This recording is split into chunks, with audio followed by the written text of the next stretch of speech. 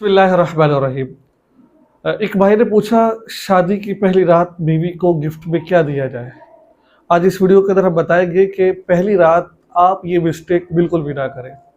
अगर आप ये मिस्टेक करते हैं तो हो सकता है कि आपकी जो आपका पार्टनर है, आपकी बीवी है, उसके दिल में आपकी नफरत पैदा हो जाए। तो शादी की पहली रात क्या करना है, कैसे करना है और क्या नहीं करना है, ये तमाम चीज़ें इस वीडियो में आपके सामने अर्ज करूँगा। नाज़रीन, वीडियो शुरू करने से पहले छोटी सी दरख्वास्त करता हूँ, अगर आप हमारे चैनल पर हमें देख रहे हैं, मौलाना मसूद NQB पर आप हमें देख रहे हैं, हमारे चैनल का नाम है, तो उसको सब्सक्राइब कर लीजिए। फेसबुक पेज पर देख रहे हैं जिसका नाम NQB है, उसको फॉलो कर लीजिए। टिकटॉक जहाँ पर भी देख रहे हैं फॉलो ज़रूर कीजिएगा। और अगर आप खुलासा कुरान पाक, इसके अलावा बच्चों के खूबसूरत हज़ारों में नाम और बहुत कुछ अगर आप आर्टिकल की शक्ल में पढ़ना चाहते हैं तो मौलाना मसूद NQB.com जाके सर्च कीजिए, वेबसाइट का विज़िट कीजिए। इंशाल्लाह ऐसी वेबसाइट है, दोबारा वहाँ से आपको आने का मौका नहीं मिलेगा छोड़ने का, आपका दिल जगह पढ़ते रहे बस, तो लाजमी विज़िट कीजिए। देखिए, शादी की पहली रात कुछ मिस्टेक ही होती है कि लड़का और लड़की की नींद पूरी नहीं होती है।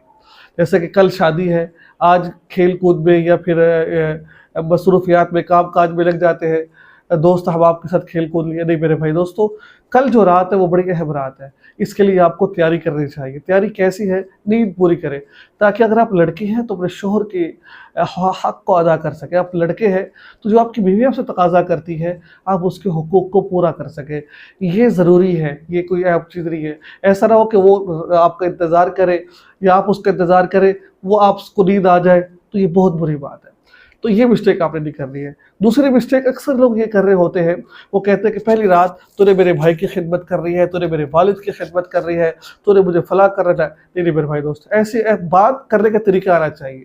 आपने इस तरीके से कहना है कि देखो, हम नमाज पे, आपका अगर वज़ू है वज़ू करके नमाज पढ़े। अब क्योंकि पहली रात औरतें तैयार होती है, वो अगर नफल ना पढ़े कोई मसला नहीं, लेकिन आप पढ़ लें। लेकिन जब दुआ मांगने लगे तो बीवी से कि आ जाए मेरे पास आपको, यानी कि अगर उसका वज़ू है तो वो भी आपके साथ पढ़ ले।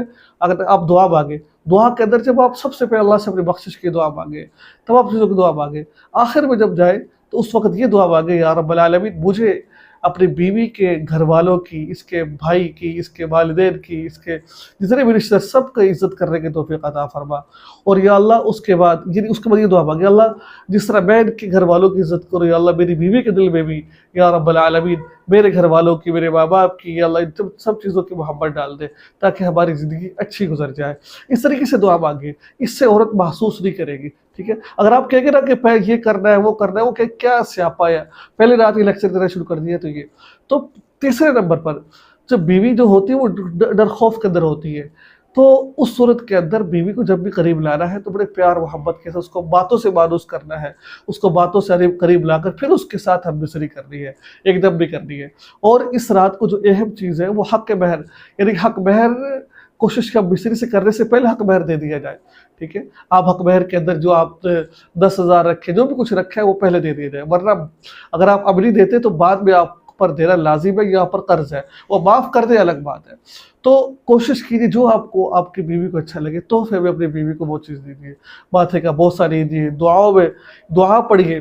तो इन तमाम चीज़ों को मद्देनज़र रखिए। सुबह उठ के जल्दी उठ के वज़ू करके गुस्ल करके नमाज को अदा कीजिए।